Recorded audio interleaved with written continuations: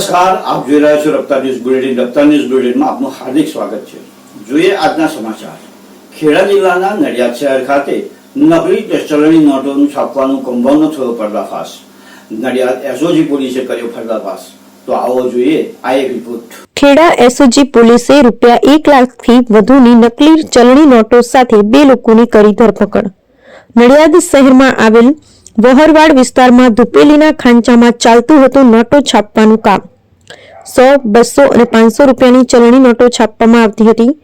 એક મોહમ્મદ શરીફ ઉર્ફે સાહુ મહેબૂબભાઈ મલેક અને બીજો અરબાઝ ઉર્ફે અબુ અયુબભાઈ ઓલાદ બંને યુવકો છપાતા હતા ચલણી નોટો. એસઓજી પોલીસે પ્રિન્ટર, નોટો છાપવાની સામગ્રી સહિતનો મુદ્દામાલ જપ્ત કર્યો. નોટો બજારમાં ફરતી ખરી હતી કે કેમ તે બાબતે આરોપીની થશે પૂછપરછ. આરોપીને કોર્ટમાં રજૂ કરી રિમાન્ડ મેળવવા પોલીસ કરશે કામગીરી.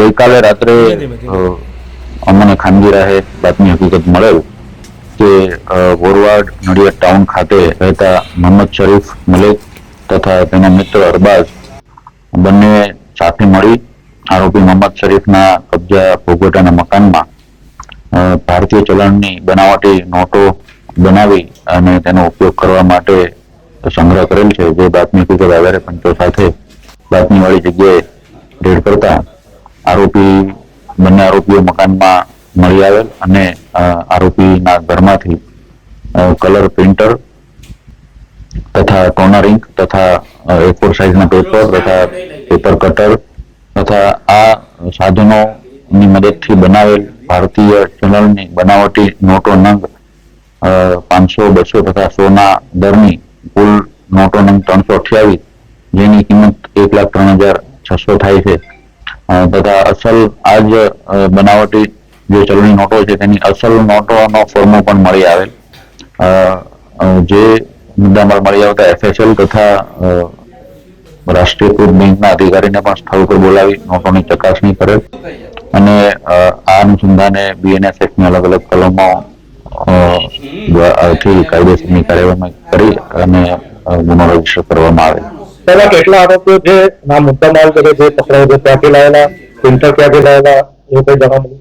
બંને 2 આરોપીઓ પકડાયેલ છે, બંને મિત્રો છે અને આ પ્રિન્ટર એમણે YouTube ઉપર આ જે બનાવટી નોટો બનાવવાના વિડીયો જોઈ અને એ પ્રિન્ટર એમને OLX ઉપરથી ઓનલાઈન મંગાવેલું છે અને જે પેપર્સ છે એ 70 એની થિકનેસ 70 mm GMS જેવી છે અને એની મદદથી એ લોકોએ YouTube ઉપર વિડીયો જોઈ અને આ નોટો બનાવેલી છે.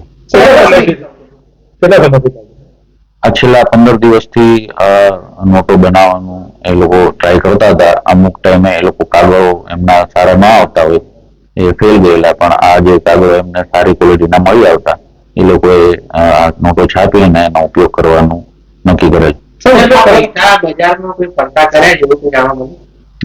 હાલ સુધી એની તપાસમાં એવું જાણવા મળેલ નથી. આરોપીની પૂછપરછ કરતા એ લોકો જણાવે છે કે પહેલી જ વખત અમે બનાવેલ છે અને પકડાવેલ છે.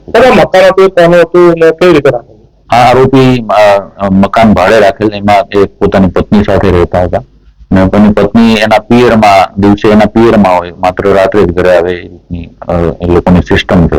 તો દિવસે આ લોકો જયારે પત્ની ઘરે ન હોય ત્યારે બંને ભેગા મળીને આ નોટો છાપવાનો કેટલા સમયથી આ નોટો કઈ જગ્યાએ આપવાના હતા એવું કઈ જાણવા અલગ અલગ જગ્યાએ જ્યાં એમને લાગે ત્યાં એ લોકો ઉપયોગ કરવાની ફિરાકમાં હતા. અને વ્યક્તિ સાહેબ સમજાણો કે બહાર આવ્યું હાલ સુધીની તપાસમાં કોઈ બીજી વ્યક્તિની સંડોવણી જણાઈ આવેલ નથી.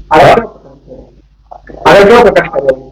આગળ આરોપીઓનો ગુનાહિત ઇતિહાસ છે જેમ તેની તપાસ ચાલુ છે, તેમજ તેની કોલ ડિટેલ તેમજ એના મોબાઈલમાં બીજી કોઈ સામગ્રી કે બીજા કોઈ નંબરો મળી આવે તો તે આધારે આગળની તપાસ કરવામાં આવશે.